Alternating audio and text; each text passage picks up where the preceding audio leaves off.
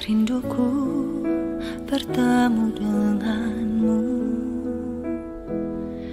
dengan hati yang murni, tangan yang bersih. Ku naik ke atas gunung kudus Tuhan. Dengan apa ku dapat naik ke gunung Tuhan? Rinduku bertemu denganmu,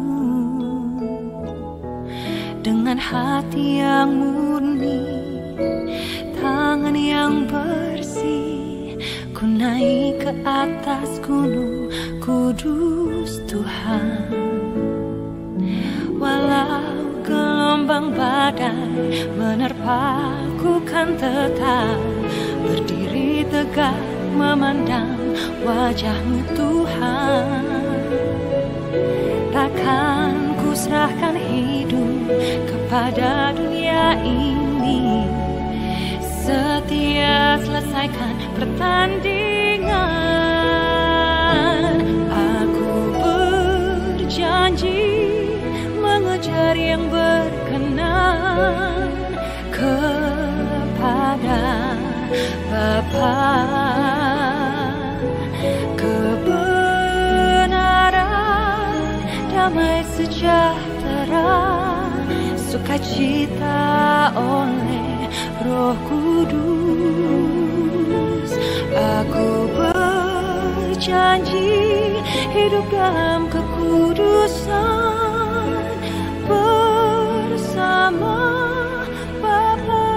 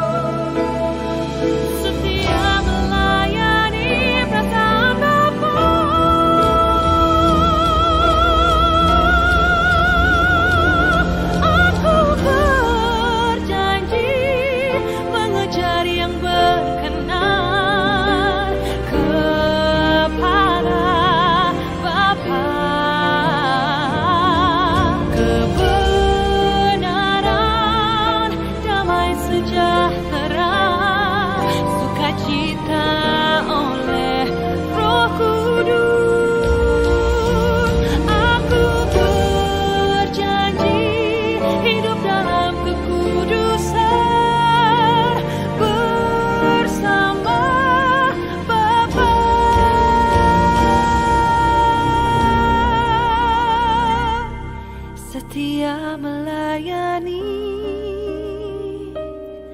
perasaan Bapa.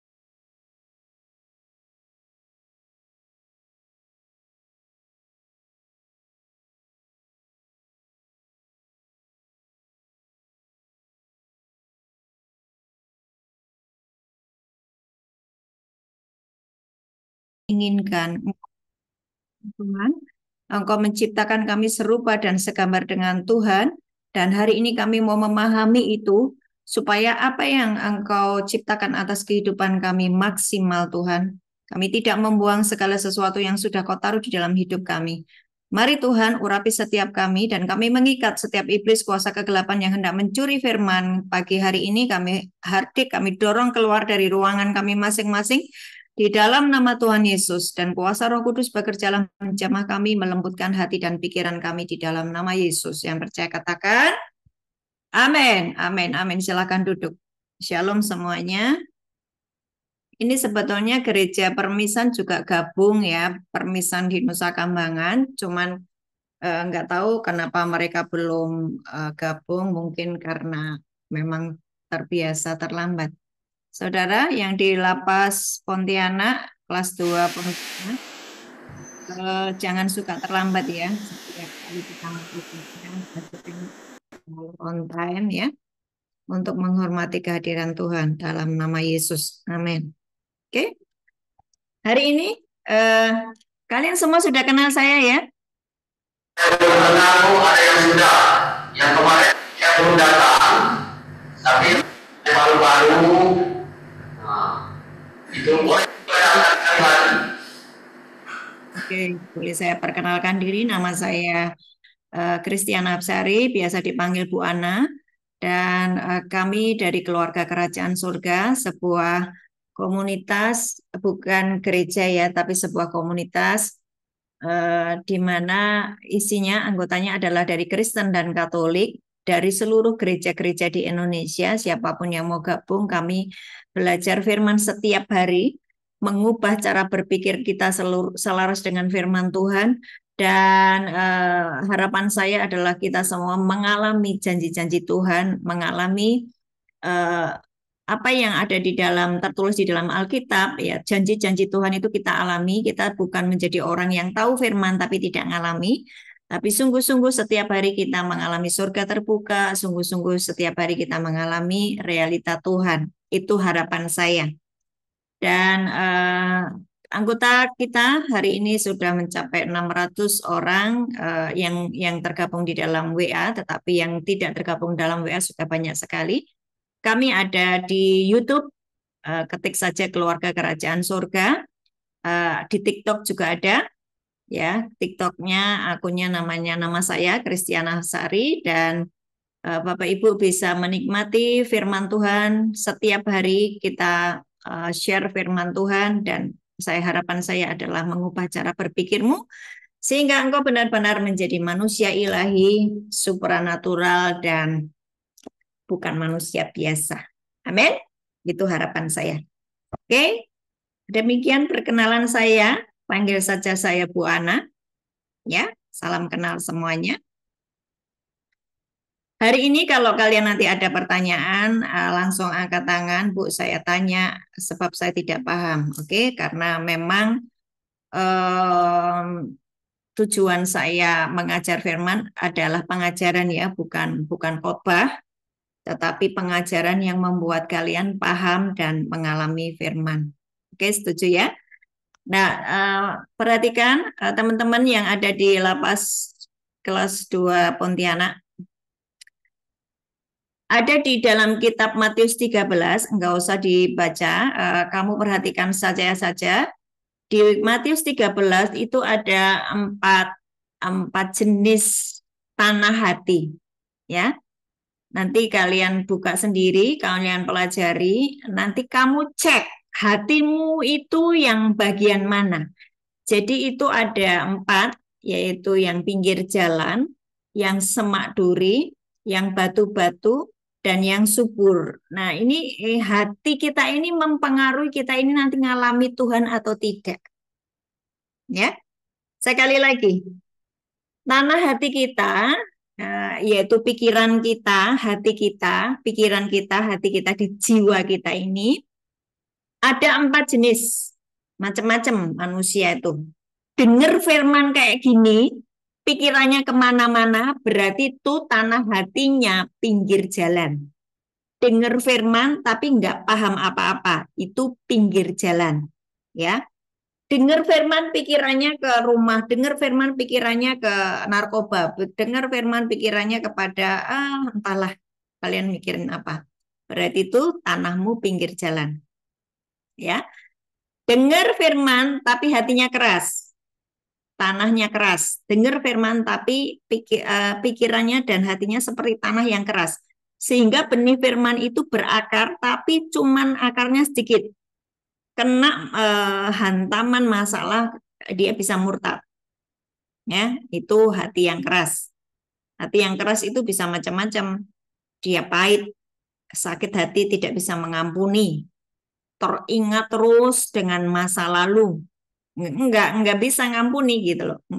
Trauma dengan masa kecilnya, trauma dengan masa lalunya itu keras. Sehingga ketika Tuhan berkata ampuni, bagaimana sih aku mengampuni, dia terlalu jahat, sulit buat saya untuk memaafkan hal tersebut. Nah itu keras. Nah, tanah hati yang keras, pikiran yang keras, ya.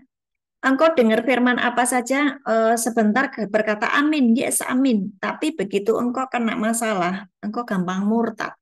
Jadi nggak bisa ngalami firman Tuhan. Yang hati yang semak duri, itu hatinya penuh dengan kekhawatiran, tipu daya kekayaan. Pikirannya duit, duit, uang, uang, uang, uang, uang terus gitu. Dengar firman, tapi pikirannya penuh dengan kekhawatiran. Vonis dokter berkata saya kena penyakit ini, ono, aduh gimana ini nanti. Dengar firman bahwa oleh belir-belirnya Tuhan Yesus engkau pasti sembuh, engkau disembuhkan, tapi dia tidak akan mengalami kesembuhan. Karena apa? Tanah hatinya penuh dengan semak duri. Nah, itu di Matius 13. Nanti kalian baca ya. Ya. Oh, kalau iya kasih jempol dong. Oke ya, karena kita via Zoom, jadi saya minta responmu baik ya, responmu ngikuti saya ya, supaya saya tidak sia-sia mengajar ya. Nah, tanah hati yang Tuhan mau adalah tanah hati yang subur. Seperti tanah yang subur, ditaburi benih apapun, dia akan berakar, bertumbuh, berbuah lebat. Buah-buah itu adalah buah-buah pertobatanmu. Buah-buah itu adalah buah-buah daripada ketika engkau merenungkan firman Tuhan siang dan malam, engkau tuh menghasilkan sesuatu, ada perubahan dalam hidupmu. Itu artinya tanah hatimu, pikiranmu, hatimu itu seperti tanah yang subur.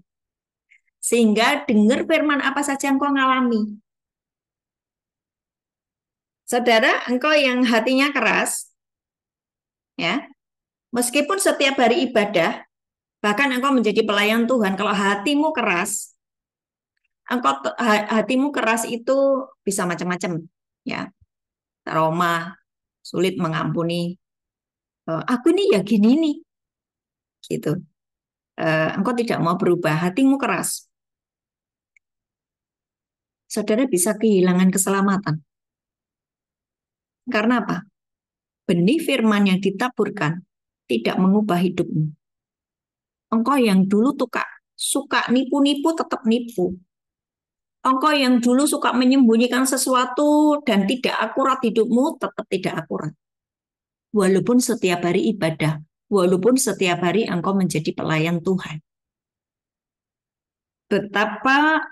Betapa mengerikan kondisi hati kita, pikiran kita. Betul ya?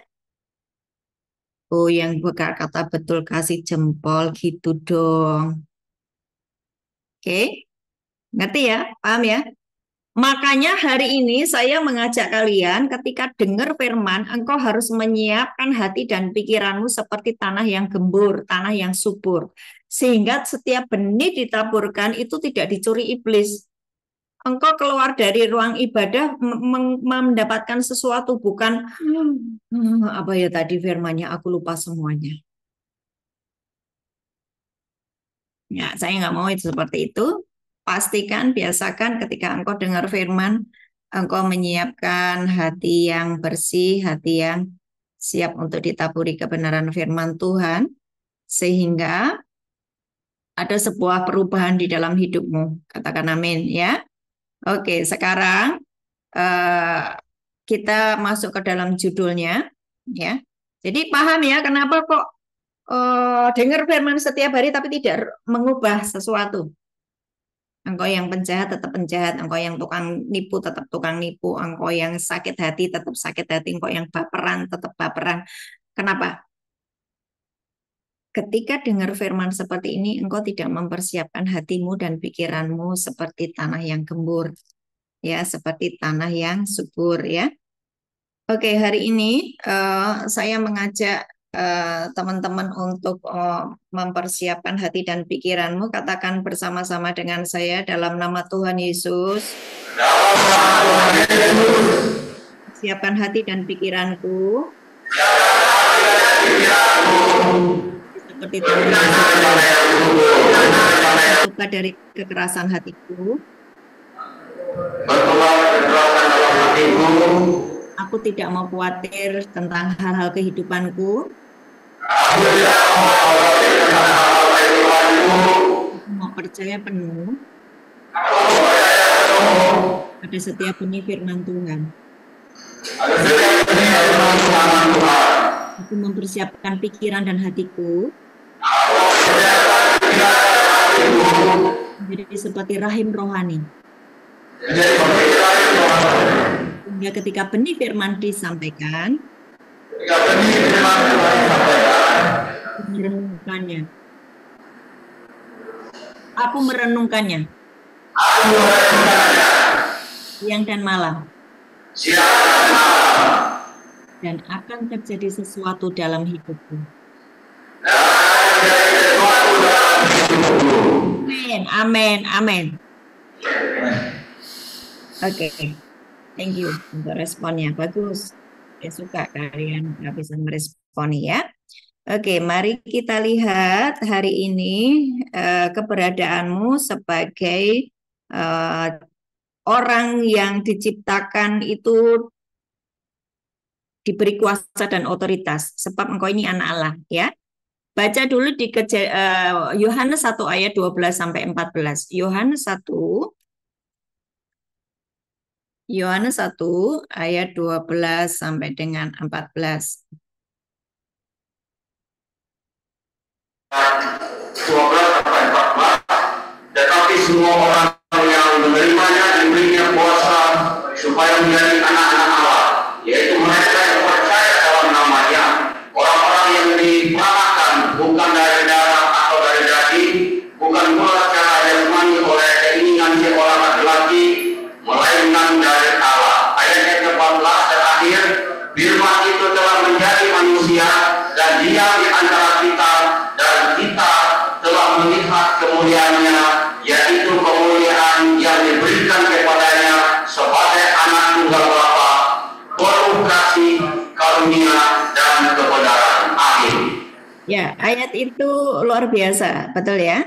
Kalau kamu menerima dia, menerima firman, maka engkau disebut anak Allah. Wow, luar biasa ya. Luar biasa ya. Coba dibaca sebentar. Saya bacakan dulu sekali lagi supaya kalian bisa merenungkan. Ingat ya, tadi janjinya ya. Ketika firman disampaikan, pikiranmu dan hatimu jangan seperti pinggir jalan, jangan seperti tanah pinggir jalan, dengar firman pikirannya kemana-mana. Jangan pikirannya dipenuhi dengan kekerasan hati, kemarahan, jangan pikirannya dipenuhi dengan semak duri, yaitu kekhawatiran tentang kehidupan sehari-hari dan kekayaan, ya. Jangan, tapi pastikan bahwa hatimu ini seperti tanah yang gembur, ya. Engkau siap untuk mendengar benih firman Tuhan supaya mengubah hidupmu, oke ya? Nah, sekarang coba perhatikan. Tetapi semua orang yang menerimanya itu adalah menerima firman atau menerima Yesus sebagai Tuhan dan Juru Selamat. Yesus itu firman. Yesus itu adalah firman, ya. Semua orang yang menerimanya diberinya kuasa supaya menjadi anak-anak Allah, yaitu mereka yang percaya di dalam namanya. Saudara perhatikan, ketika engkau terima firman, engkau diubah kondisimu dari anak dunia menjadi anak Allah. Katakan amin. Ya, amin ya. Ketika engkau terima firman, engkau merenungkan firman, dan firman itu adalah Yesus sendiri, engkau diberi kuasa untuk menjadi anak-anak Allah. Sebagai anak Allah, kuasa dan otoritas yang Tuhan punya diberikan juga kepadamu. Amin. Jadi kalau dia berkuasa atas seluruh alam semesta ini, dan kalian baca di Kejadian 1 ayat 26 dan 28 itu sama. Tuhan menciptakan manusia serupa dan segambar dengan dirinya. Ya kan? Makanya adalah sebuah pertanyaan ketika engkau percaya kepada Yesus Kristus, engkau percaya pada firman, engkau renungkan firman Tuhan siang malam, Tapi kalau kelakuanmu nggak seperti anak Allah, something wrong. Ada yang salah, ya. Mungkin waktu engkau dengar firman, kamu melamun. Engkau dengar firman, kamu nggak percaya. Engkau dengar firman, hatimu dipenuhi dengan ketakutan dan kekhawatiran. Ya, coba ayat yang ke-13. Yohanes 1 ayat 13. Orang-orang yang diperanakkan bukan dari darah atau dari daging, bukan pula secara jasmani oleh keinginan seorang laki-laki, melainkan dari Allah. Selanjutnya, Itu telah menjadi manusia dan diam di antara kita, dan kita telah melihat kemuliaannya, yaitu kemuliaan yang diberikan kepadanya sebagai anak tunggal Bapa, penuh kasih, karunia, dan kebenaran. ya, engkau menerima firman, maka engkau akan mengalami perubahan. Perubahannya apa? Dari anak dunia menjadi anak Allah. Tetapi itu tadi di Matius 13, engkau tetap menjadi anak dunia. Kalau cara berpikirmu, kalau hatimu tidak dirubah, sama saja. Makanya banyak yang keluar masuk lapas, keluar masuk tahanan, ya. Nah, ini firman juga berlaku bagi orang-orang yang di luar penjara. Jika pikiranmu, hatimu tidak dilembutkan, tidak mau berubah, ya, pikiranmu tidak mau dirubah selaras dengan pikiran Kristus, engkau sami mawon, sama saja dengan orang-orang yang terpenjara. Makanya hidupnya tidak mengalami janji-janji Tuhan. Markus 16 ayat 16 sampai 20. Markus 16 ayat 16 sampai 20. Ini ya, ini janji Tuhan. Tapi seringkali kita tidak menerima janji itu karena kita tidak mempercayainya. Markus 16 sampai 20. Silakan dibaca. Markus 16 ayat 16 sampai 20. Siapa yang percaya dan dibaptis akan diselamatkan, tetapi siapa yang tidak percaya akan dihukum. Tanda-tanda ini akan menyertai orang-orang yang percaya. Mereka akan mengusir setan-setan dari namaku. Mereka akan berbicara dalam bahasa yang baru bagi mereka. Mereka akan memegang ular, dan sekalipun mereka minum racun laut, mereka tidak akan mendapat celaka.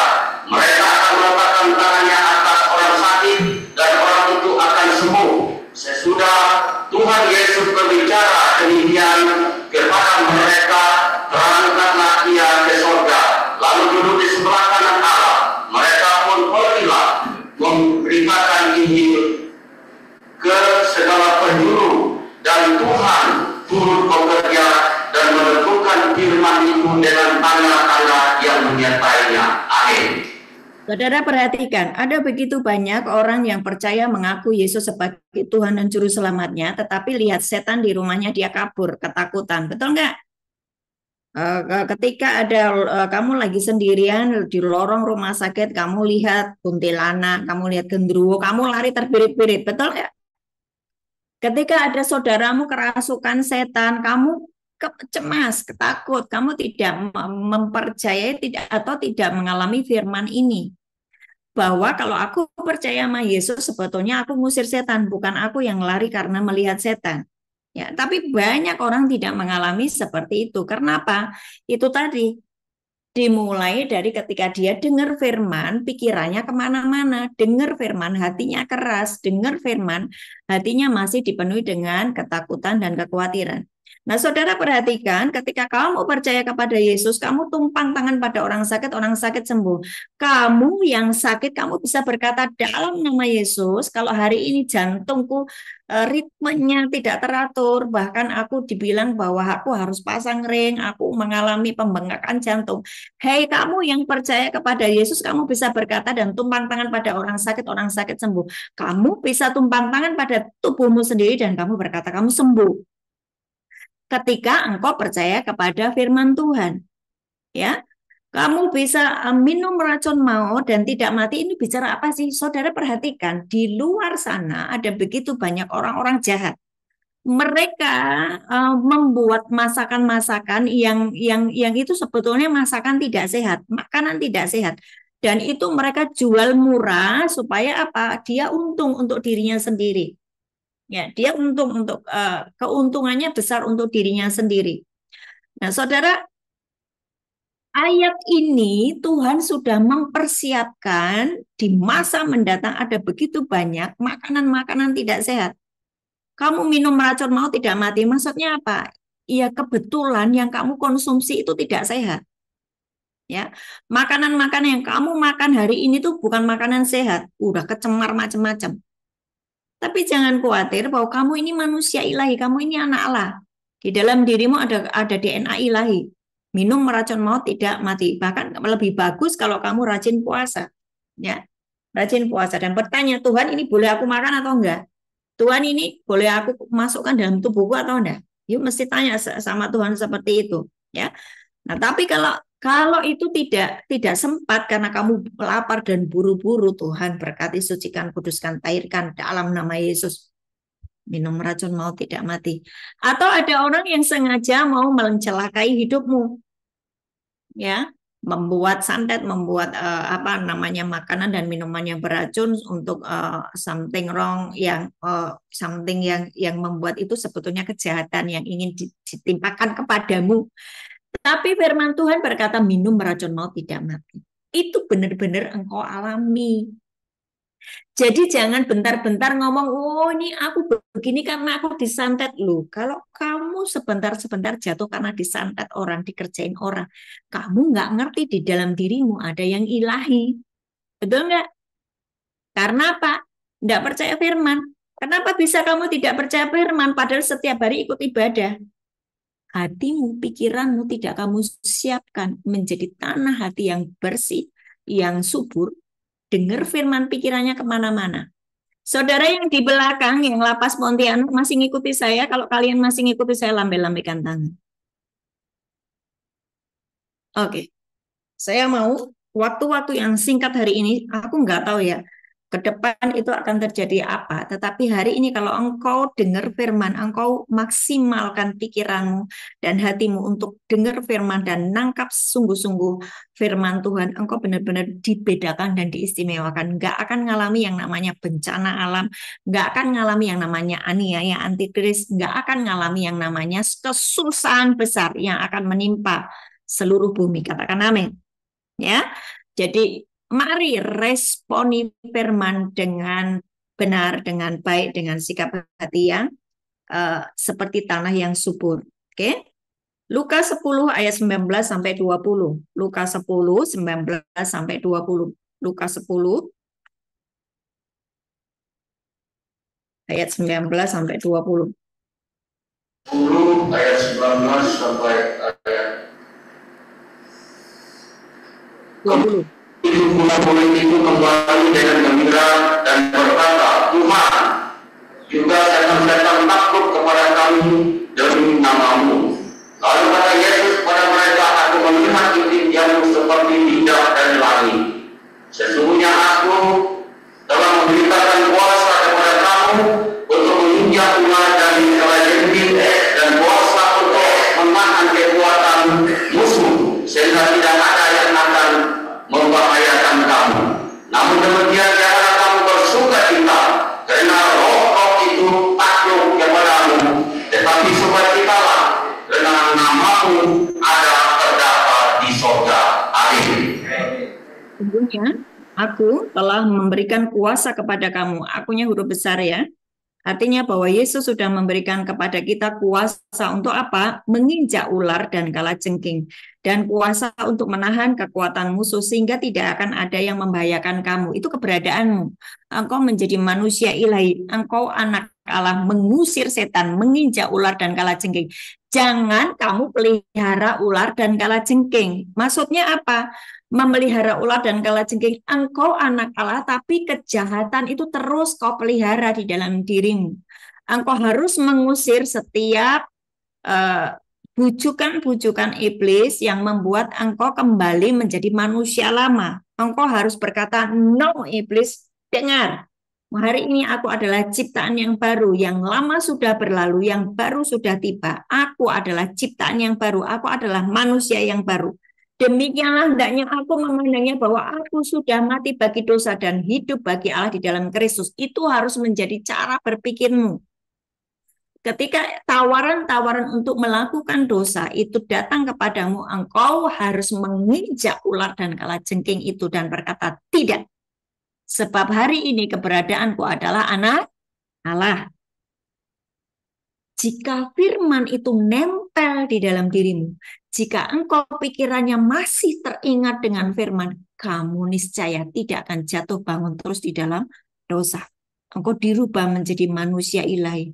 Engkau memiliki kuasa dan otoritas itu seperti yang di Markus 16 ayat 16 sampai 20. Ya.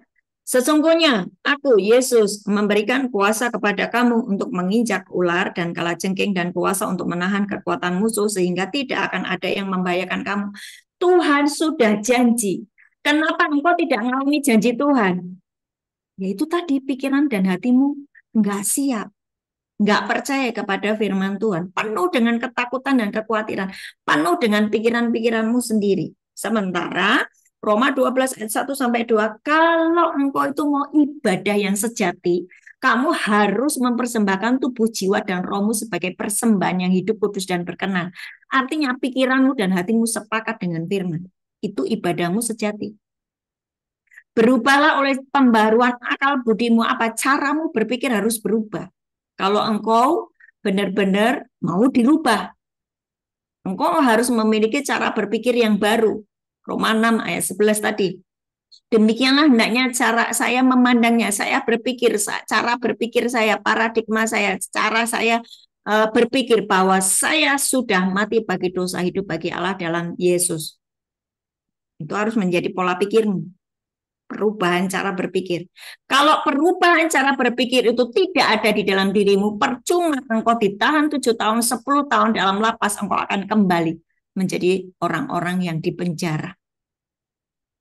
Dan you nothing. Kamu tidak mengerjakan apa-apa. Untuk masa depanmu sendiri engkau tidak mengerjakan apa-apa.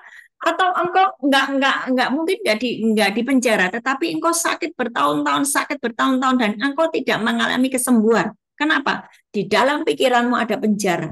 Di dalam hatimu ada kekerasan hati. Engkau tidak bisa mengimajinasikan. Karena apa? Ya aku udah sakit bertahun-tahun, ya memang aku harus sakit sampai aku mati. Itu cara berpikir yang salah. Kehendak Tuhan adalah ketika engkau sakit, Dia ingin menyembuhkanmu. Atau engkau dalam kondisi miskin. Engkau mengutuki dirimu sendiri, memang nenek moyangku itu orang-orang miskin, ada kutuk kemiskinan di dalam diriku. Engkau mempercayai itu. Sementara Yesus di atas kayu salib sudah menghancurkan kutuk, termasuk kutuk kemiskinan. Pikiranmu terpenjara bahwa engkau miskin, bahwa engkau gagal, bahwa engkau tidak berarti, tidak berguna. Ini mencetak pola pikir. Saudara, nanti di akhir ibadah ini saya akan beritahu kenapa pikiranmu itu begitu penting. Ya, kenapa engkau tidak berubah hidupmu, sakit tetap sakit, miskin tetap miskin, di penjara tetap di penjara. Dimulai dari sini. Makanya kalau dengar firman, perhatikan. Ojo sakarpe dewe, jangan semaunya sendiri. Jangan pikiranmu kemana-mana. Fokus, ya. Namun demikian, Lukas 10 ayat 20. Namun demikian janganlah bersukacita karena roh-roh itu takluk kepadamu, tetapi bersukacitalah karena namamu ada terdaftar di surga. Ada sesuatu yang Tuhan sediakan tuh keren banget atas hidupmu. Setan-setan roh jahat tidak hanya tunduk kepadamu, tapi namamu sudah ada tertulis di dalam kitab kehidupan. Saudara, mungkin hari ini engkau tidak memikirkan itu, tapi nanti kalau tiba-tiba hidupmu selesai, nafasmu diambil oleh Tuhan, kamu mati. Kamu menghadapi yang namanya tahta pengadilan Tuhan. Kalau namamu itu tidak tertulis di sana, habislah engkau. Selama-lamanya kamu terpisah dengan Bapamu di surga. Satu, engkau meremehkan kuasa darah Yesus. Engkau meremehkan apa yang sudah dikerjakan Yesus di atas kayu salib atas hidupmu. Engkau membuang keselamatan. Yang kedua, sia-sia toh hidupmu. Ngapain kau hidup di dunia ini? sudah di dunia susah, matinya ternyata tidak, namanya tidak tertulis di dalam buku kitab kehidupan. Saudara mesti hari ini engkau ngerti hal-hal yang penting di dalam hidupmu. Jangan pikiranmu kamu habiskan untuk memikirkan hal yang sia-sia. Pikirkan apakah namaku sudah tertulis dalam buku kitab kehidupan. Pikirkan bahwa aku ini sungguh-sungguh sudah menjadi anak Allah.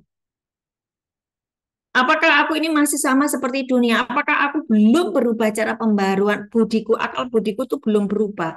Apakah hatiku masih keras? Aku masih sakit hati. Aku masih menyimpan banyak ketakutan dan kekhawatiran tentang kekayaan dunia. Dia mesti berubah. Oke? Nah, ayat berikutnya, ini yang terakhir. Ya, kita akan selesai. Saya nggak akan lama-lama, tetapi kalian boleh bertanya nanti kalau mau bertanya ya. 1 Petrus 1 ayat 23 sampai 25. 1 Petrus 1 ayat 23 sampai 25. 1 Petrus 1 ayat 23 sampai 25. Karena kamu telah dilahirkan kembali bukan dari benih yang fana, tetapi dari benih yang tidak fana, oleh firman Allah yang hidup dan yang kekal. Sebab semua yang hidup adalah seperti rumput, dan segala kemuniaannya seperti bunga rumput. Rumput menjadi kering dan bunga gugur, tetapi firman Tuhan tetap untuk selama-lamanya.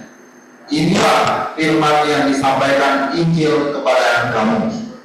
Saudara perhatikan ayat 23. Karena kamu telah dilahirkan kembali bukan dari benih yang fana, tetapi dari benih yang tidak fana oleh firman Allah. Jadi saudara perhatikan saya ya. Firman Allah itu adalah benih. Ya. Saudara perhatikan, saya tidak mau ngomong jorok, tetapi kamu ngerti semua. Tidak ada perempuan yang tiba-tiba hamil terus kemudian tanpa dikasih benih dari laki-laki kecuali Maria ya. Maria pun dikasih benih sama Tuhan, yaitu benih dari Roh Kudus. Tapi ini saya bicara tentang seseorang yang hamil. Enggak ada orang hamil hanya gara-gara ketularan hamil. Maksudnya ini ada perempuan hamil terus dia minum dari air yang orang hamil terus tiba-tiba dia ketularan jadi hamil. Enggak ada, seperti itu enggak ada. Ya. Orang itu hamil karena ada benih. Ngerti ya? Ngerti ya? Ada benih di dalam kandungan perempuan tadi. Sama seperti Maria, ada benih yaitu Roh Kudus. Nah, saudara perhatikan ini firman itu adalah benih. Ya. Firman Tuhan adalah benih. Ayat 22, 1 Petrus 1 ayat 22. Karena kamu telah menyucikan dirimu dan oleh ketaatan kepada kebenaran, sehingga kamu dapat mengamalkan kasih persaudaraan yang tulus ikhlas. Hendaklah kamu bersungguh-sungguh saling mengasihi dengan segenap hatimu. Ini hatinya, hati, pikiran. Hati, pikiran itu adalah seperti rahim. Hati dan pikiran itu seperti rahim. Ayat 23, karena kamu telah dilahirkan kembali bukan dari benih yang fana, tetapi dari benih yang tidak fana, yaitu firman Allah. Pikiran dan hatimu seperti rahim. Firman Tuhan, benih ilahi. Ketika kamu merenungkan firman Tuhan siang dan malam, maka kamu akan mengalami janji Tuhan sesuai yang difirmankannya. Kenapa banyak orang yang sakit tetap sakit padahal dia sudah didoakan untuk kesembuhan, dia sudah dinubuatkan oleh hamba Tuhan dia akan sembuh, dia tidak sembuh. Kenapa? Pikirannya, rahimnya, pikiran dan hatinya keras, pinggir jalan, semak duri, ketakutan, khawatir dengan pikirannya sendiri. Dia tidak menyiapkan hati dan pikirannya seperti tanah yang subur. Dia masih mendendam, dia masih marah, dia masih kecewa, dia masih mengingat dulu aku disembuhkan karena ini. Karena dokter pakai obat ini. Jadi aku menunggu obat ini supaya aku sembuh. Lah itu menghalangi kesembuhan yang Tuhan sedang mau adakan di hari-hari terakhir ini. Hari-hari terakhir ini. Ini nih masa-masa terakhir. Tuhan sedang menciptakan sebuah supranatural yang benar-benar itu seperti bangsa Israel keluar dari Mesir. Itu selalu ada langit terbuka, ada tiang awan dan tiang api. Mujizat itu senantiasa bisa terjadi, mereka alami. Nah, hari-hari ini kita ini seperti bangsa Israel yang keluar dari tanah Mesir. Tuhan akan membuka perbendaharanya. Tuhan selalu membuka langitnya. Dan siapapun yang percaya kepada firman-Nya, dia akan mengalami. Nah, pastikan bahwa hatimu tidak sombong, tidak keras, tidak munafik. Engkau menyiapkan hati dan pikiranmu bersih, bertobat sungguh-sungguh bahwa engkau adalah ciptaan yang baru, manusia yang baru. Memiliki cara pandang bahwa aku sudah mati bagi dosa, hidup bagi Allah. Saudara perhatikan, pikiran dan hatimu itu seperti rahim. Dan benih firman Tuhan yang ditabur, engkau mungkin deklarasikan firman, renungkan firman siang dan malam, itu seperti rahim, itu ngerami atau dia sedang mengandung. Mengandung apa? Sesuatu yang ilahi. Apa? Janji Tuhan. Amin. Kenapa orang tidak mengalami mujizat? Kenapa orang tidak mengalami perubahan hidup? Ngerti Sayara? Ngerti ya? Ngerti firman Tuhan? Saya harap ketika kamu nanti keluar dari gedung gereja ini, engkau mulai haus dan lapar akan firman Tuhan. Engkau mulai memperbaiki caramu berpikir dan hatimu. Kalau engkau marah, segera beresi kemarahan. Kalau engkau trauma, ampuni. Tuhan, bebaskan aku dari semua trauma ini. Karena trauma, sakit hati, itu membuat rahimmu tidak siap dibuai benih firman.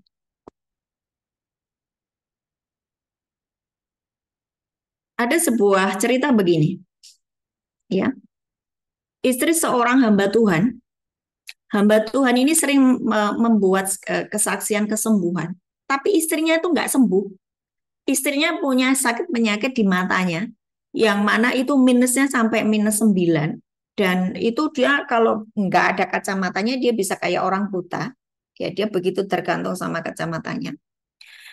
Suaminya adalah seorang hamba Tuhan yang sering melakukan mujizat kesembuhan. Tapi kenapa istrinya tidak mengalami kesembuhan?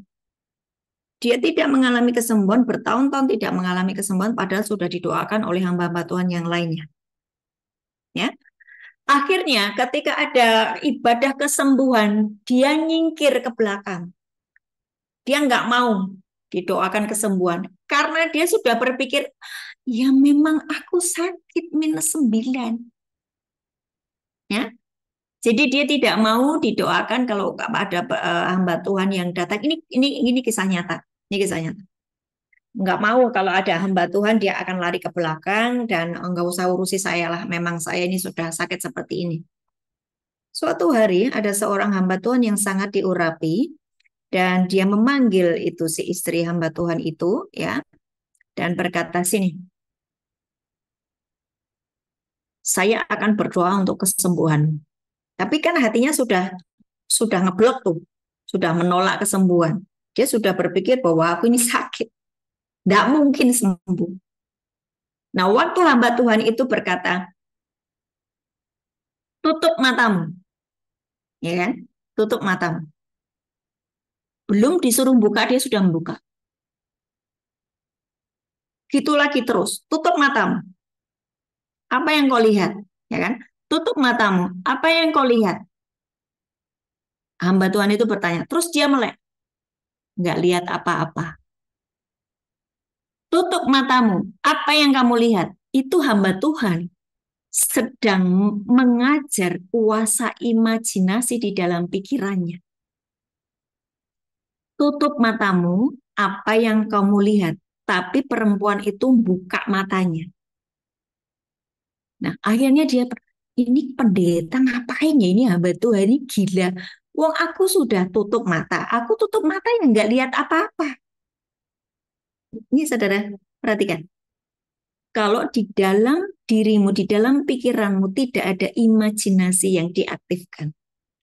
Engkau tidak berpikir bahwa Di dalam pikiranmu tuh aku percaya firman Tuhan bahwa oleh bilut-bilut Tuhan Yesus aku sembuh. Aku percaya bahwa ketika hamba Tuhan itu mendoakan aku kesembuhan, aku mengalami kesembuhan karena aku percaya bahwa hamba Tuhan itu dipenuhi dengan roh Tuhan, bahwa realita Tuhan itu dia bawa kemana-mana, bahwa dia sudah menyatu dengan Bapa, Putra, dan Roh Kudus. Di pikirannya itu nggak ada kayak gitu loh. Di imajinasinya itu tidak ada. Yang ada di imajinasinya bahwa saya sakit dan bahwa memang sampai saya mati saya harus -9, bahwa saya harus seperti orang buta dan saya harus tergantung sama kacamata saya. Nah, ketika hamba Tuhan itu mulai marah, siapa yang menyuruh membuka matamu? Aku berkata, tutup matamu. Ketika kamu tutup mata, kamu melihat apa? Ya nggak melihat apa-apa. Oke, sekarang tutup matamu. Imajinasikan bahwa engkau sudah sembuh. Karena firman sudah aku tabur bahwa oleh bilut-bilut Tuhan Yesus engkau sembuh. Engkau diberi mata yang baru. Diberi 2 bola mata yang baru. Engkau harus kerjasama. Jadi kadang-kadang kenapa tidak ada kesembuhan itu bukan salahnya hamba Tuhan yang kurang urapan. Enggak. Hamba Tuhannya sudah menyala-nyala, tetapi orang itu tidak bisa menerima kesembuhan karena dia tidak bisa bekerja sama dengan hamba Tuhan tadi. Tidak bisa bekerja sama dengan firman tadi. Ngerti ya? Nah, ketika dia ini sudah mulai, oh ngerti aku nih maksudnya hamba Tuhan. Ketika aku merem, menutup mataku, aku mengimajinasikan kesembuhan. Aku bisa berjalan tanpa kacamata. Aku bisa ke sana ke sini tanpa tergantung kepada kacamata. Aku mulai membayangkannya. Nah, sekarang kamu buka matamu. Waktu dibuka, matanya sembuh. Sembuh, dia bisa melihat. Dalam jarak jauh, dalam jarak dekat, dia bisa melihat semuanya tanpa kacamata. Saudara perhatikan, ini proses untuk menerima mujizat. Ini proses untuk menerima sesuatu yang ilahi yang Tuhan taruh di dalam hidup kita. Kesembuhan, kelimpahan, janji-janji Tuhan, itu bisa engkau terima ketika engkau menyediakan rahimmu itu adalah pikiranmu dan hatimu yang siap ditaburi oleh janji-janji Tuhan, yaitu firman Tuhan yang di 1 Petrus 1 ayat 23 tadi, karena kamu telah dilahirkan kembali, kamu dilahirkan kembali. Hidupmu bukan ditentukan oleh apa yang kamu lihat dan kamu dengar secara fisik, tetapi kamu dilahirkan kembali oleh air dan roh. Apa itu? Kamu sudah dibaptis. Kamu dulu anak dunia. Kamu dulu hamba dosa. Kamu sekarang hamba Allah. Kamu dilahirkan dari air dan roh. Firman Tuhan itu adalah air yang membersihkanmu. Roh. Apa itu roh? Yohanes 6 ayat 63. Perkataan-perkataan yang kukatakan kepadamu adalah roh dan hidup. Jadi pikiranmu, hatimu mulai dikuasai oleh firman. Engkau dilahirkan kembali dari benih yang tidak fana, yaitu firman Tuhan. Ngerti ya? Itulah caranya engkau mengalami yang namanya mujizat. Dan seperti tema hari ini, yaitu aku anak Allah, diberi kunci dan otoritas. Engkau mulai bisa merenungkan dan mulai bisa betapa dahsyatnya hidupku. Jangan jadi anak dunia terus. Jangan pikiranmu dipenuhi dengan pola dunia. Yuk, jadi dunia nggak akan mengalami apapun. Karena firman Tuhan, dunia dan seluruh isinya itu akan hancur, akan hilang, akan lenyap. Tinggal tetap yaitu firman Tuhan. Kenapa engkau masih mengikuti pola dunia?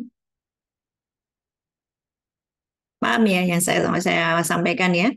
Jadi mari engkau ini orang-orang spesialnya Tuhan. Engkau itu manusia Allah, engkau itu manusia ilahi. Ya, engkau itu roh yang menghidupkan. Apa itu roh yang menghidupkan? Coba baca di 1 Korintus 15 ayat 45 dan 48. 1 Korintus 15 ayat 45 dan 48.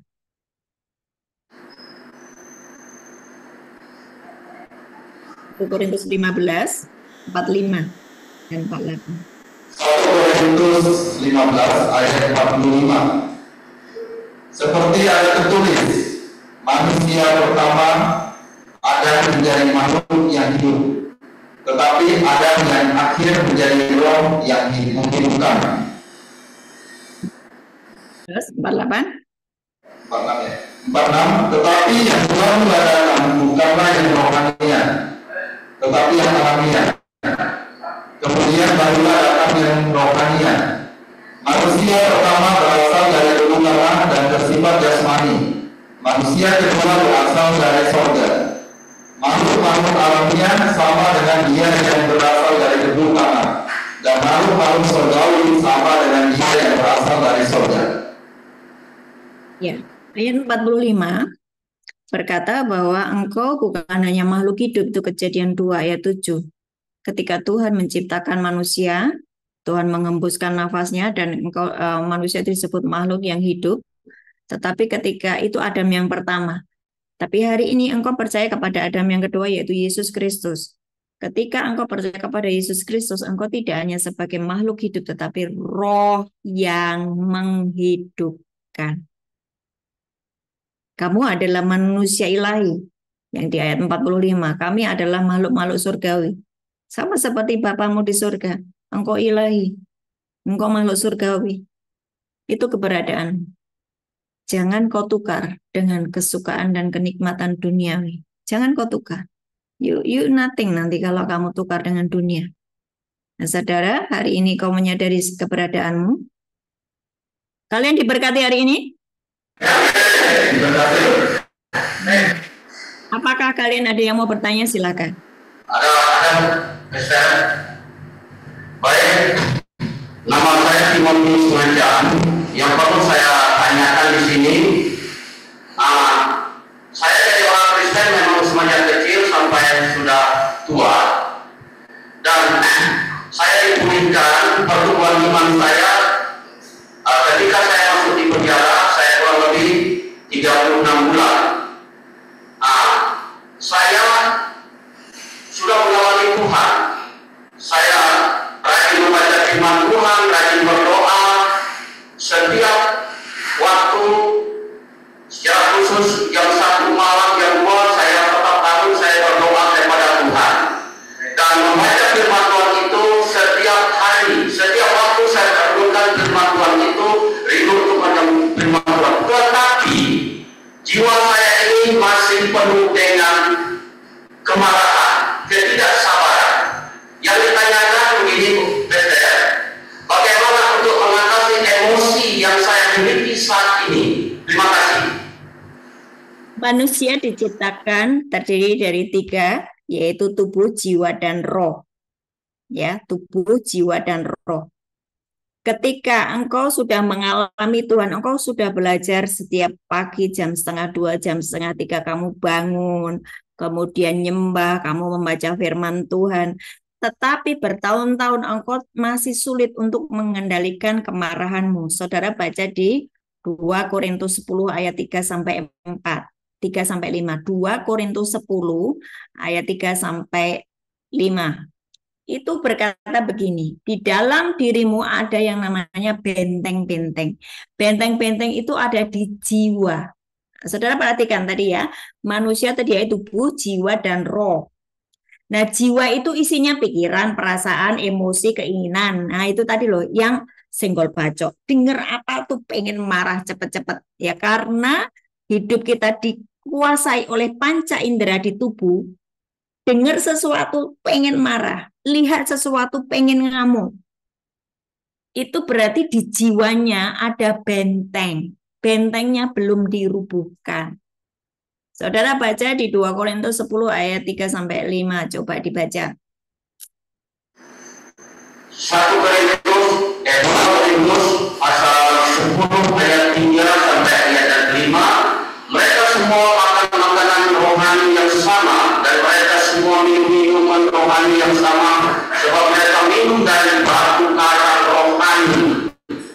mengikuti mereka dan batu karang itu ialah Kristus. Tetapi sungguh demikian Allah tidak berkenan kepada bagian yang terbesar dari mereka karena mereka ditewaskan di padang.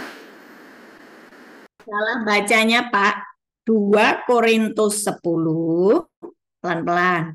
2 Korintus 10 ayat 3 sampai 5. 10 ayat 3 sampai 5. Memang kami masih hidup di dunia, tetapi kami tidak berjuang secara duniawi.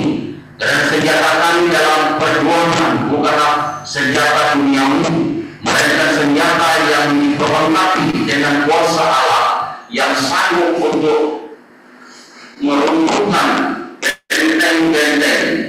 Kami mematahkan setiap siasat orang dan meruntuhkan setiap kubu yang dibangun oleh keangkuhan manusia untuk menemukan pembenaran akan Allah. Kami menawan segala pikiran dan menaklukkannya kepada Kristus. Nih, perhatikan, di dalam diri kita, di dalam dirimu masih suka ada yang namanya benteng-benteng. Benteng-benteng itu apa? Yang di ayat 4 tadi, benteng-benteng itu adalah keangkuhan hidup, keinginan daging, keinginan mata. Itu kalau kita masih punya benteng, misalnya benteng itu apa? Firman Tuhan berkata sabar. Ya, buah roh itu adalah sabar. Tapi kita pokoknya nggak mau sabar. Itu benteng keangkuhan hidup. Firman Tuhan berkata, hei dengar, kalau kamu mengampuni, Matius 6 ayat 14-15, maka kamu juga akan diampuni. Kalau kamu tidak mengampuni, Bapa di surga juga tidak mengampuni. Tapi kita punya firman sendiri, versi sendiri, dan berkata, oh sulit itu mengampuni. Dia itu terlalu, udah dikasih kesempatan berkali-kali dia tetap seperti itu. Mana bisa saya mengampuni? Itu namanya benteng. Ya, firman Tuhan berkata, buah roh adalah kasih, sukacita, damai sejahtera, ya, kebaikan, kesabaran, penguasaan diri. Engkau punya buah sendiri, buah daging. Firman Tuhan di Galatia 5 ayat 16 itu berkata, hiduplah dituntun oleh roh, maka kamu tidak akan melakukan keinginan daging. Tetapi kita namanya manusia. Saya kan bukan malaikat, itu namanya benteng. Hiduplah dipimpin oleh roh, maka kamu tidak akan melakukan daging. Sabar. Jadi seperti Yesus, aku ciptaan yang baru. Yang lama sudah berlalu, yang baru sudah tiba. Yang terjadi kalau itu ada benteng, kamu itu manusia baru tetapi masih mengenakan manusia yang lama. Makanya terjadi tekanan hidup, enggak terjadi perubahan apapun. Yang lama itu kau tanggalkan. Kalau kamu pemarah Tuhan, hancurin aku. Aku mau jadi sama seperti engkau. Engkau diludahi, engkau ditelanjangi, engkau dimaki-maki, engkau tidak membalas. Engkau berkata, ampunilah mereka. Berikan aku hati seperti hatimu Tuhan. Ya mesti ngomong kayak gitu. Dan aku hancurkan benteng-benteng keangkuhan hidupku yang masih ada di dalam diriku sehingga aku tidak bisa mengenal Allah. 2 Korintus 10 ayat 3 sampai 5 tadi jadi doamu, Pak. Hancurin benteng-benteng keangkuhan hidup. Dan benar-benar engkau menjadi manusia yang baru, ciptaan yang baru. Yang lama sudah berlalu, yang baru sudah tiba. Itu menjadi pola pikirmu, perubahan cara berpikir. Itu benar-benar harus kita miliki. Cukup jelas? Jelas ya? Jadi kenapa tidak berubah? Karena masih ada benteng-benteng itu. Bisa juga coba kalian baca di Galatia 5 ayat 9. Galatia 5 ayat 9. Bukan. Galatia 4. Bentar ya, saya carikan dulu. Galatia 4 ayat 8 sampai dengan 9.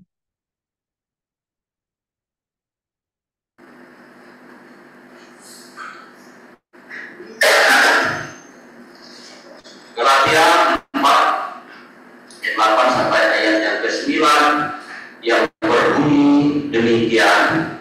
Dahulu ketika kamu tidak mengenal Allah, kamu memperhambakan diri kepada Allah huruf kecil yang pada hakikatnya bukan Allah. Tetapi sekarang sesudah kamu mengenal Allah, atau lebih baik sesudah kamu dikenal Allah, bagaimanakah kamu berbalik lagi kepada roh-roh dunia yang lemah dan miskin dan mau mulai memperhambakan diri lagi kepadanya.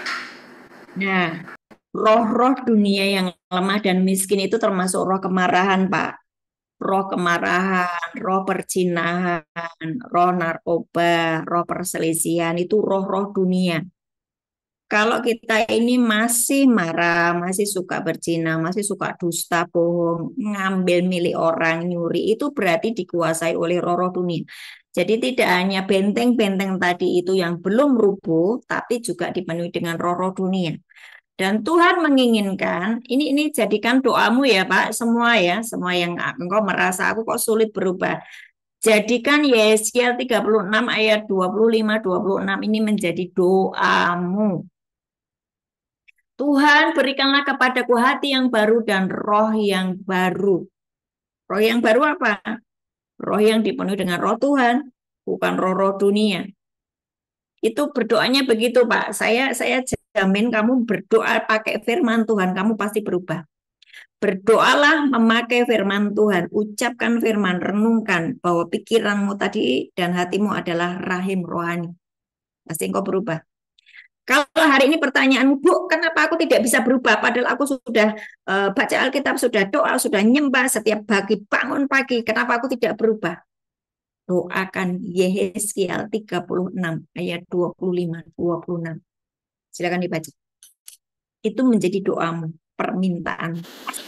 Aku akan mencurahkan kepadamu air jernih yang akan mentahirkan kamu dari segala kenajisanmu dan dari semua berhala-berhalamu. Aku akan mentahirkan kamu. Kamu akan memberikan hati yang baru dan roh yang baru di dalam batinmu, dan aku akan menjauhkan dari tubuhmu hati yang keras dan memberikan kepadamu hati yang taat. Rohku akan memberikan diam di dalam hatimu, dan aku akan membuatkan kamu hidup menurut segala ketetapanku dan tetap berpegang pada peraturan-peraturanku dan melakukannya. Amin. Jadikan ayat ini doamu, maka engkau pasti berubah. Amin. Kamu yang punya hati yang keras, Tuhan akan gantikan dengan hati yang baru, roh yang baru, roh yang bersih. Ya, rohku akan kuberikan diam di dalam batinmu. Apa tuh rohku? Roh Kudus, roh Kristus, roh Bapa, roh hikmat, roh pengertian, roh nasihat, roh keperkasaan, roh pengenalan akan hati Tuhan, roh takut akan Tuhan. Itu Yesaya 11 ayat 2 akan diberikan kepadamu. Bukan lagi roh perzinahan, roh kemarahan, roh dusta, enggak diganti. Semua harus diganti. Bu, boleh enggak campur-campur? Enggak bisa, yuk campur-campur dimuntahkan. Karena orang yang suam itu dimuntahkan. Orang yang kompromi dengan dosa tetap enggak masuk di dalam kerajaan Allah. Mesti bersih. Ya, di dalam dirimu sudah ada roh Tuhan, firman Tuhan, itu benih ilahi. Roh Tuhan, Roh Kudus diam di dalammu, engkau diberi kemampuan untuk menjadi saleh. Ya, oke, cukup jelas? Jelas. Ada lagi yang mau tanya? Satu lagi, Bu.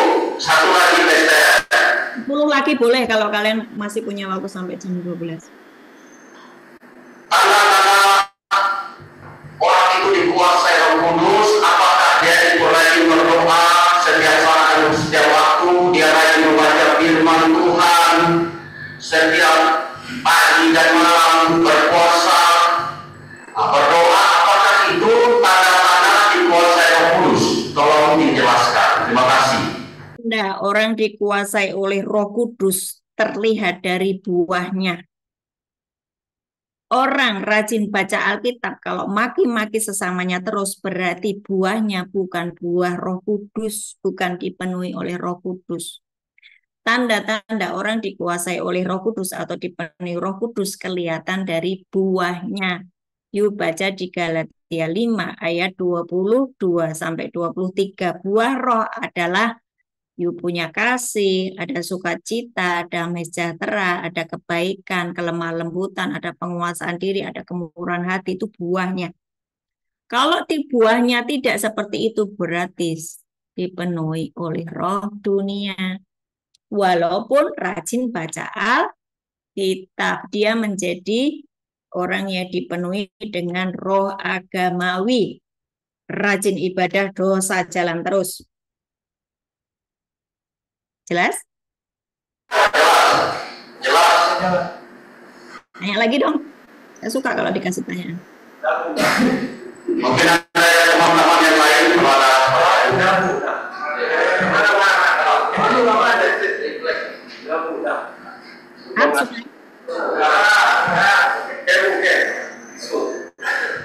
apa? Sudah? Ya.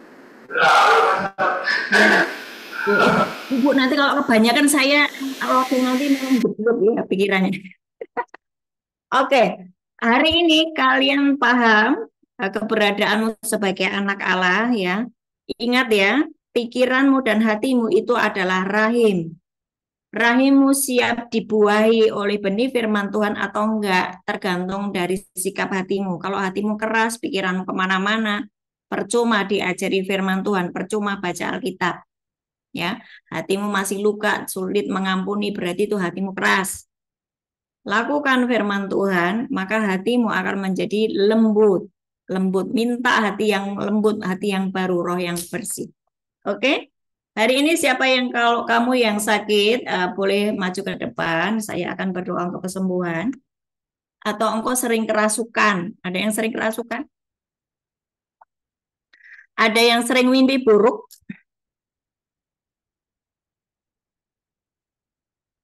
Sering mimpi buruk, maju ke depan, duduk di paling depan. Apa-apa? Yang kamu yang baju merah angkat tangan kenapa? Kamu sering apa? Oh, pakai mic. Unmute dulu ya, mikrofonnya unmute dulu. Saya nggak dengar soalnya.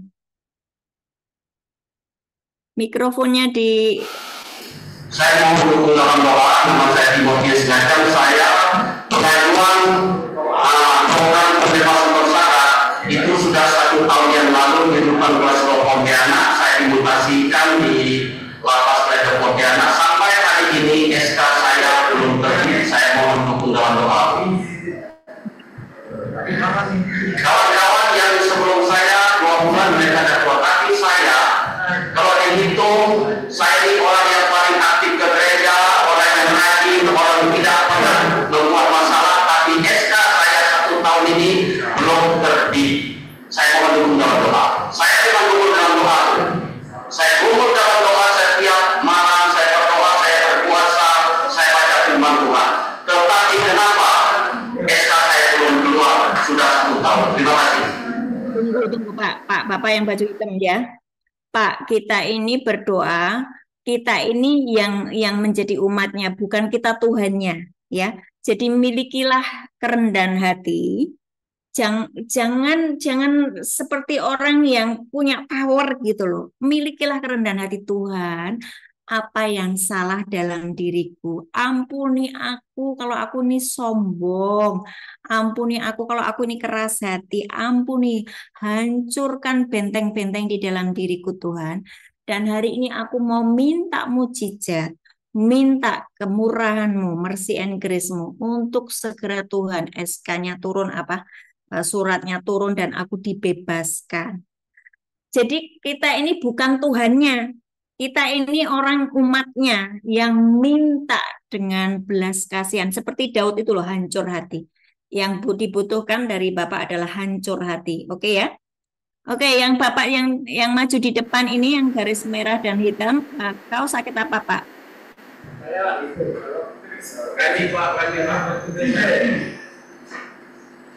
itu saya belum didoakan Bu, karena saya sering sakit-sakitan, kemudian kalau pas 1 minggu atau 2 minggu itu saya kemudian sakit, sering kagum itu sesak napas.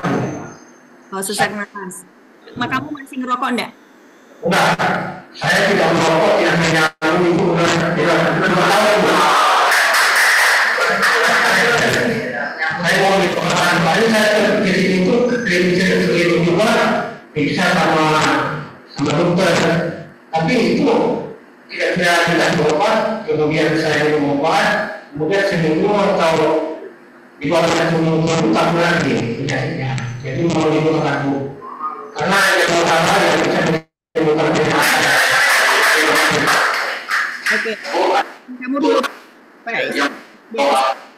Saudara kami Dakir Ramon, namanya Ramon, dia mengalami penyakit diabetes dengan jantungan. Terus Satu-satu dulu Pak. Ini yang sakit paru-paru nih, yang sakit pernafasan dulu Pak. Bapak namanya siapa? Herdianto Ilyas. Usia saya 58 tahun. Taruh tanganmu di dada. Taruh tanganmu di dada. Kamu berkata, Tuhan Yesus, hari ini aku mengampuni. Hari ini aku mengampuni Menyakiti aku. Aku mengampuni mereka. Aku mengampuni mereka. Ini dosaku. Adalah pelanggaranku di masa lalu. Tuhan Yesus, aku percaya hari ini Engkau ada hadir di tengah-tengah kami. Aku mau minta paru-paru yang baru. Beri aku paru-paru yang baru hari ini. Terima kesembuhan ilahi. Oleh bilur-bilur Tuhan Yesus, sembuh hari ini. Dalam nama Tuhan Yesus, terima kesembuhan. Hari ini tubuhku sehat, tidak lemah lagi. Mulai hari ini tubuhku sehat dan tidak lemah lagi. Oke, taruh tanganmu di dada, nggak usah ngikuti saya, ya. Maksudnya kamu diem, terima kesembuhan. Dalam nama Yesus, aku mencabut setiap roh sakit penyakit di dalam tubuhmu. Aku cabut keluar di dalam nama Yesus. Dan hari ini engkau diberi paru-paru yang baru, organ-organ tubuh yang baru. Engkau bisa mengambil napas lega. Tidak ada lagi batuk-batuk di dalam dirimu. Mulai hari ini, engkau akan bernapas lega. Ambil napas, ambil napas. Coba buka inimu, buka maskermu. Pak, ketika Tuhan membuatmu hidup adalah engkau bisa bernapas. Ya, kalau engkau susah bernapas berarti ada sebuah kalau engkau berhenti bernapas berarti kan meninggal. Kalau hari ini engkau masih bernapas berarti masih ada yang ilahi itu di dalam dirimu. Ya. Ketika kamu ambil napas, itu engkau sembari memikirkan Dia Immanuel menyertai aku, tinggal di dalam aku. Kalau Tuhan tinggal di dalam aku, tubuhku pasti sembuh. Engkau renungkan, engkau pikirkan. Dan hari ini terima kesembuhan. Angkat tanganmu, terima kesembuhan. Ambil napas, ambil napas. Keluarkan. Yes. Ambil napas lagi. Keluarkan. Tuhan, Engkau Allah Immanuel. Engkau menyertai hidupnya. Dan mulai hari ini, biar dia mengalami sembuh total, tidak batuk lagi, tidak sesak napas lagi. Seluruh tubuhnya sehat, sempurna, dari ujung kepala sampai ujung kaki. Di dalam nama Tuhan Yesus. Haleluya. Amin. Terima kesembuhan. Oke? Yang Bapak baju merah, maju ke depan.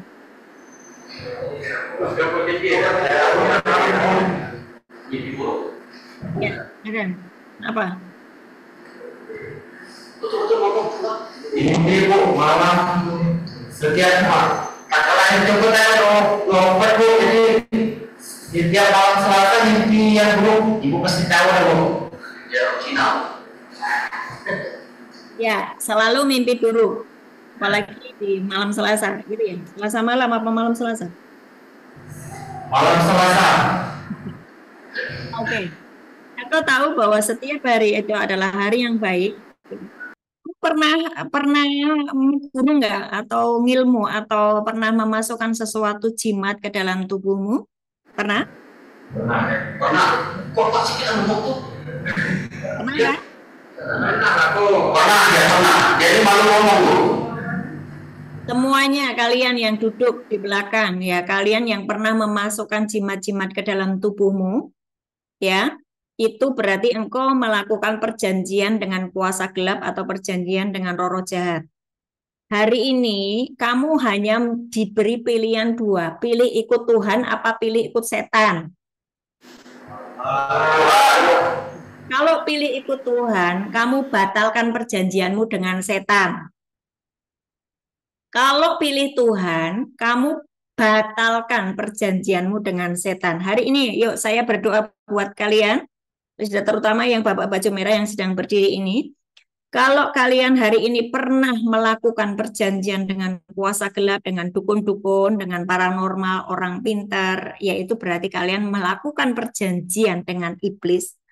Hari ini di dalam nama Tuhan Yesus, kami membatalkan perjanjian kami dengan roh-roh jahat, dengan setan, iblis, kuasa kegelapan, dengan roh-roh perdukunan.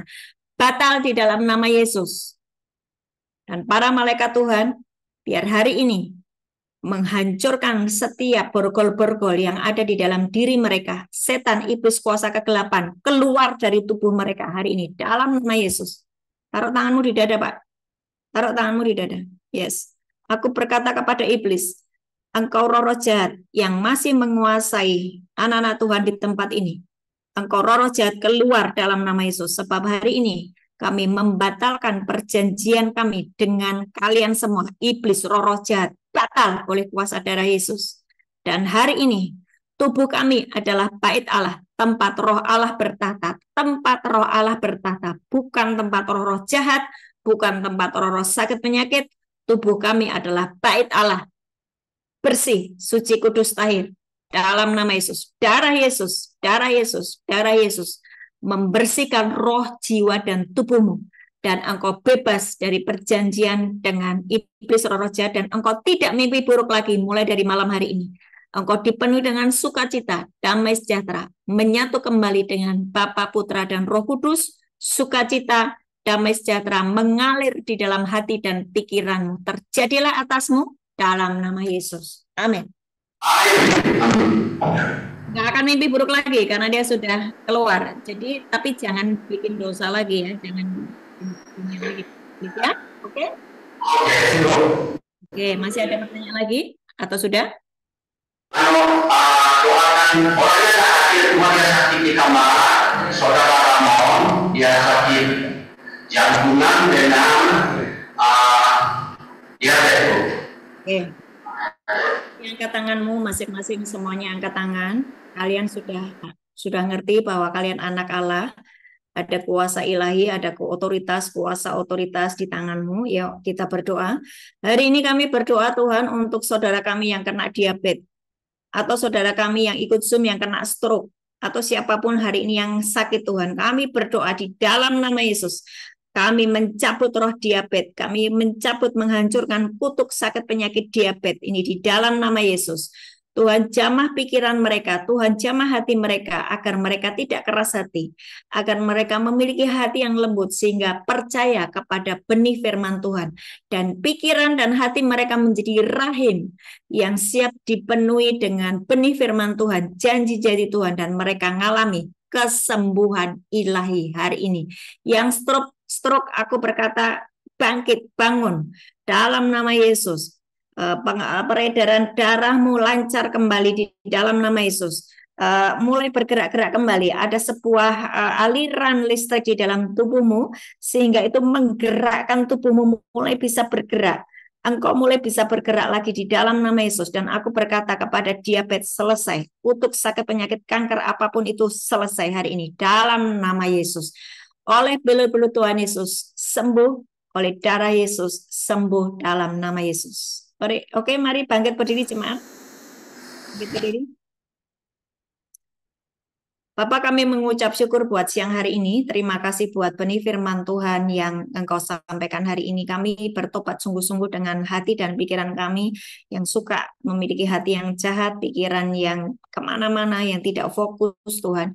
Hari ini kami mau menjadikan pikiran dan hati kami ini seperti rahim, Tuhan, yang siap untuk dipenuhi dengan benih firman-Mu, sehingga kami mengalami janji-janji-Mu. Kami yang sakit disembuhkan, kami yang miskin diperkaya, kami yang mengalami keterikatan dengan roh jahat, kami dibebaskan, dan kami dikembalikan menjadi anak-anak Allah yang dipenuhi dengan kuasa dan otoritas. Angkat tanganmu, terima berkat. Tuhan memberkatimu dan melindungimu. Tuhan menyinari engkau dengan wajahnya dan memberi engkau kasih karunia. Tuhan menghadapkan wajahnya kepadamu dan memberi engkau damai sejahtera. Amin. Amin. Amin. God bless. Sudah dikirim, ya. Itu harusnya terima makanan. Oke. Lapas kelas 2 Pontianak, makanan sudah dikirim.